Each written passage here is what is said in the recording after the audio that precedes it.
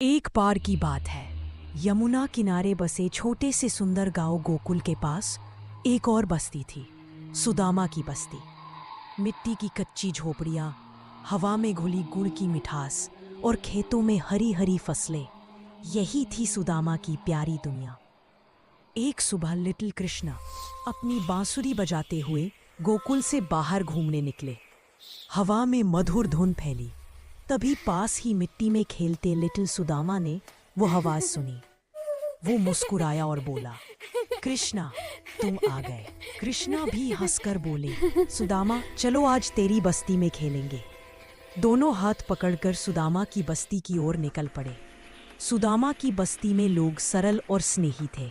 सुदामा की माँ ने दोनों बच्चों को अंदर बुलाया। बच्चों कुछ खाकर जाना। सुदामा ने शर्माते हुए कृष्णा को अपना पसंदीदा चने गुड़ का लड्डू दिया। कृष्णा ने लड्डू खाया और खुशी से बोले, ये तो सबसे स्वादिष्ट है। सुदामा की मम्मी आप तो बहुत अच्छा बनाती हैं।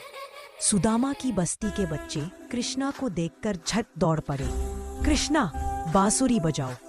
कृष्णा ने मुस्कुराकर बांसुरी बजाई। सारी बस्ती उस मधुर धुन में खो गई।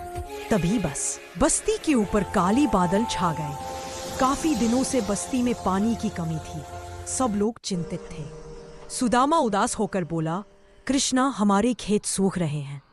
कृष्णा ने सुदामा के सिर पर हाथ रखा। चिंता मत कर, मैं हूं ना। उन्होंने आकाश की ओर देखा और अपनी बांसुरी पर एक धीमी मीठी धुन बजाई। जैसे ही धुन उठी, बादलों ने गरज कर अचानक बारिश बरसा दी। बस्ती वाले खुश होकर बोल उठे, कृष्णा आया है, भगवान की कृपा बरसी है। सुदामा ने कृष्णा को गले लगा लिया। धन्यवाद कृष्णा, तुम सबसे अच्छे दोस्त हो। बारिश के बाद सुदामा की बस्ती फिर से हरी भरी चमक उठी। लोग फसलों को देखकर मुस्कुरा रहे थे। बच्चे बारिश में नाच रहे थे। कृष्णा जाने लगे तो सुदामा ने उनका हाथ पकड़ लिया। फिर आओगे ना? कृष्णा हंसकर बोले, मैं जहां भी जाऊं अपने सुदामा को कभी नहीं भूलूंगा। दोनों ने एक दूसरे को मुस्कुरा कर देखा और बस्ती में फिर से बांसुरी की मधुर धुन गूंज उठी। सुदामा अब भी रो रहा है। कृपया वीडियो को लाइक करें और चैनल को सब्सक्राइब करके उसकी मदद करें।